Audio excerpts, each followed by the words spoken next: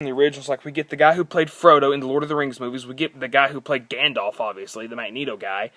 I don't even know his name, but you know what? Who cares? So, the story kicks off with how the dwarves lived in this underground city. And they lived in that city in peace for years. And all of a sudden they're attacked by Smaug, the dragon. And they're also attacked by orcs. No, they were attacked by Smaug, the dragon, how he burned everything and how he killed everyone except for a few dwarves. And then they had a battle with the orcs. Yes, they bring in the orcs in this movie to fill in some space for the movie so they can build up to the... They're doing 3 movies out of this, which, it's okay, but I just don't see how it's going to work. Of course, after you think about it, there is a part in the book that takes up a lot of the book, so that could work. And also, they're going to do the thing with Smaug in the second movie. So, yes, there is going to be a second movie, but anyways. So, we get narration from the Hobbit himself, Bilbo Baggins. And this is not the same guy. If it is, I haven't watched Lord of the Rings in a long time. It could be the same guy who played Bilbo Baggins from Lord of the Rings, Fellowship of the Ring, but it couldn't be. It could be, but I don't know. But anyways, he's talking to himself, the whole monologue. I've told you all about my Avengers, but I have not told you everything. So, he starts writing about how he was as a hobbit, how he lived in his little hole in peace, and Gandalf goes up to him one day and says good morning, and they have the whole little good morning. It is only, are you saying good morning to me, or is it good morning to see you? And they do all that, and how he talks about, I need you to go on an adventure. And he says, I'm not an adventurer. And in the book, he says that as well, but he wants to be on an adventure, but he doesn't say it. It talks about how he wants to be, but he just doesn't say it. So him and Gandalf talk, and then all of a sudden Gandalf leaves, and Gandalf puts a symbol on his door. It's late, and he's made fish, and he's made himself supper. Oh, by the way, hobbits eat, a lot during the day. They have, 3 or 5 meals a day. There's, breakfast, there's lunch at 10, and, they have tea time, whatever. 4 or 5 meals a day, whatever. But, I didn't think I was going to like this movie. I thought that I was going to be disappointed. I was not. I did like this. The pacing was good. There was no bull crap. There was nothing that's not believable. Every actor in this movie was believable. And, we get the funny part of how all the dwarves come to his house every single time, and he's like, I swear I cannot do with any more guests, and then more guests come, and then eventually Gandalf comes. And then, they make a big meal, and how they're all talking about what they're there for. And then all of a sudden, something I'm mistaken. I read the book. I got this guy named Thorin.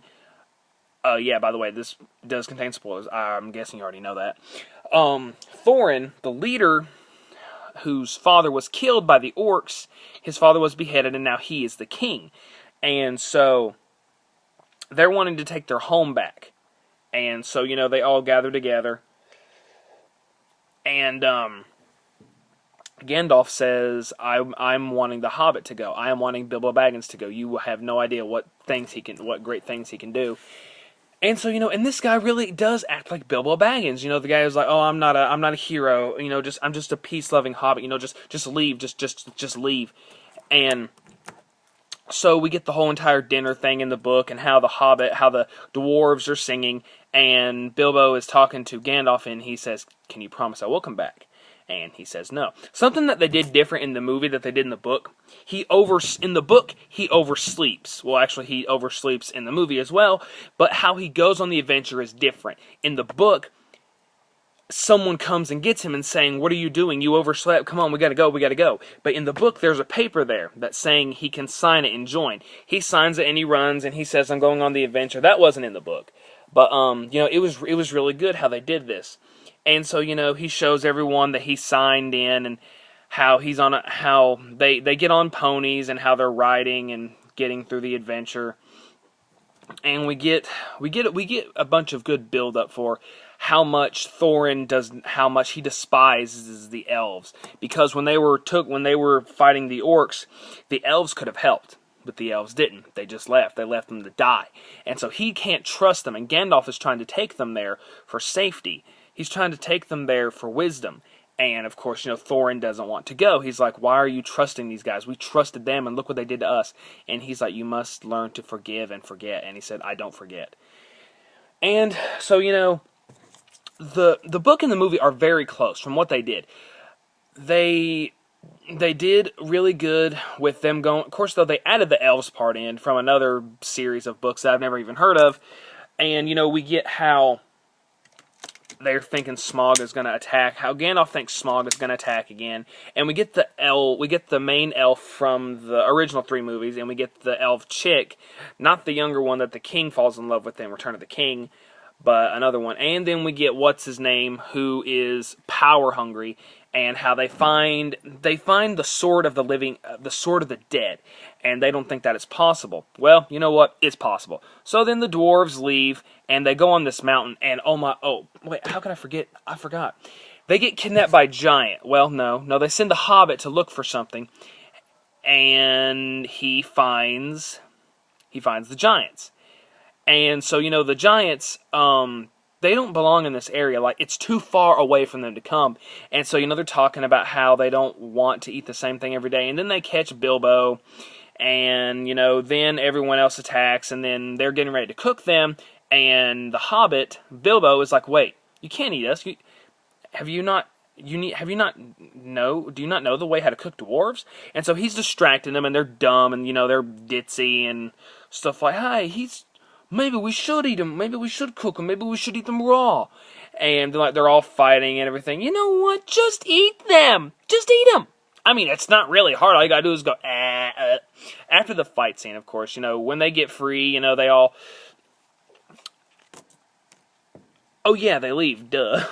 After they leave the castle of the elves. They get captured by the giants, and then Gandalf attacks and fights them until the sun comes up and they're turned to stone. But now what's really good is we see Bilbo Baggins becoming the Hobbit that he's supposed to be in the books. He grows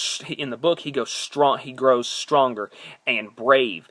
And they really do that really well.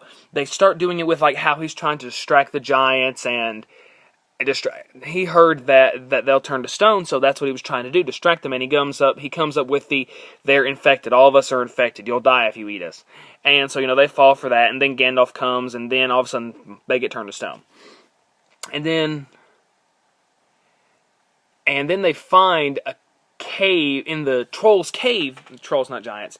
The Trolls' Cave has all these elf weapons, and they take the sword, and whenever it's close to an orc or whatever, it glows. I did not understand why the sword glue, but that's why. And so Gandalf gives the sword to Bilbo, and he's like, do I need to use it? I hope that you don't, but I hope that you will learn here's some advice. There's a difference. There is a knowledge of knowing when to spare a life and when to not spare a life. And so,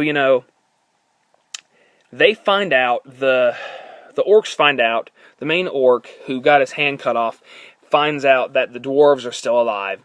And so, he sends in the book, I was wondering how they're going to do the wolf scene, and they did it with him riding on the wolves, and the wolves sniffing and searching for him. And, they get chased by orcs, and then they fall into this cave, and they're kidnapped by... No, they go into a cave, and Bilbo gets lost. And this is when we get the best scene ever. My favorite part of the movie was when we got Gollum. Yes, Gollum. I didn't think Gollum was going to be in this, and then when I read the book, I was like, holy crap. This introduces Gollum. The Hobbit truly introduces Gollum. And, we don't get any backstory of Gollum until Fellowship of the Ring. But, we get the whole entire, how he met Gollum, how he saw Gollum take the orc and talking to himself like, yes, precious, Gollum, shut up, Gollum. And so, when he's dragging him, the ring falls out of his pocket, Bilbo gets it, he sees Gollum, and they go into the game of riddles, which they did in this book, and they did it really good. When they did that, Bilbo comes up with a riddle that Gollum can't solve, and Gollum starts to get mad, get furious, and then he puts on the ring and disappears, and he notices that the ring is gone. He's like, "They've stolen it! We will eat him, precious! We will kill him and have hobbits!" And so, we get that whole how he escapes with the invisibility of the ring, and how they're captured by the goblins, and how the Great Goblin King is going to send message to the orc, the main leader of the orcs, "I have the dwarves, and I want my reward." And so, then we get Gandalf appearing and, fighting and, no, is that what happened? Oh, yeah, that is what happened. We get the whole dwarves and orc thing. We get the, no, not the dwarves and orc. We get the goblins, and how they kill the Goblin King is they cut his throat and they stab him and he falls to his death. And then they think that they've lost the Hobbit, and the Hobbit reappears by taking off the ring, and he doesn't tell anybody. Of course, he doesn't tell anybody about the ring, because, it's already starting he's starting to get addicted to it, but not really. We don't see that till later on. If you read Fellowship of the Ring, or even watch it, you notice how he's changed. And I'm sure they're going to show how, in the next 2 movies, how he is addicted to the ring, and how the ring starts making him crave power, keeping the ring and making him wanting to wear it and always stay invisible. And so then we get to where the orc uses the wolves to go after them, and Gandalf says, up into the trees, but then we get where the wolves start jumping and trying to eat everyone, and the orc king is right there, and he's wanting Thorin. He's wanting Thorin's head. And so he says, "Bring me the head of the main dwarf." And so, Gandalf gets pine cones, like really big pine cones, like about like this big, and he sets them on fire, gives them to everybody. They throw them at everybody, and Gandalf, when they've noticed things are going too bad, Gandalf whispers to a butterfly, go get help. Well, then Thorin, being a bad A that he is, sees a chance for vengeance. And so he does what his father did, defending with a big tree branch that was like this size and a sword. And it's just like fighting Thorin's father, but the Orc King comes very close to killing him. And then all of a sudden, here comes Bilbo Baggins.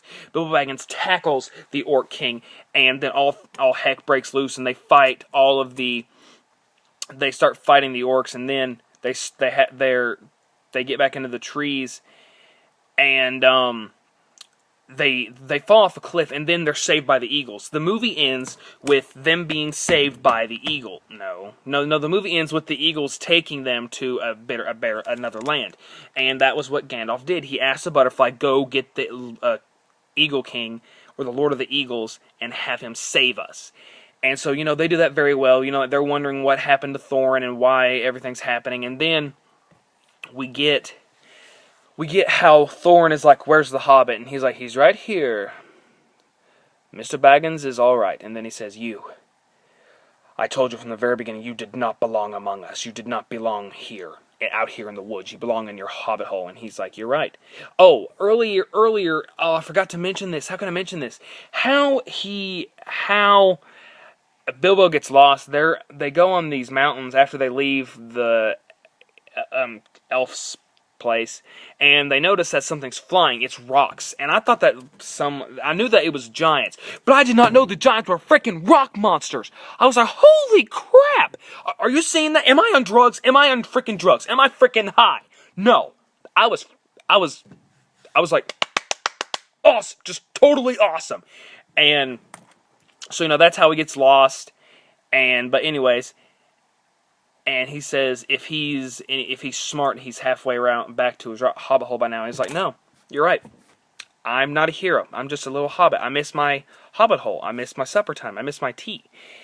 And so then he says, "I said that you weren't any good to us." And he says, "I'm so happy to be proven wrong." And he hugs the Hobbit, and then not Gollum. Gandalf sees the ring.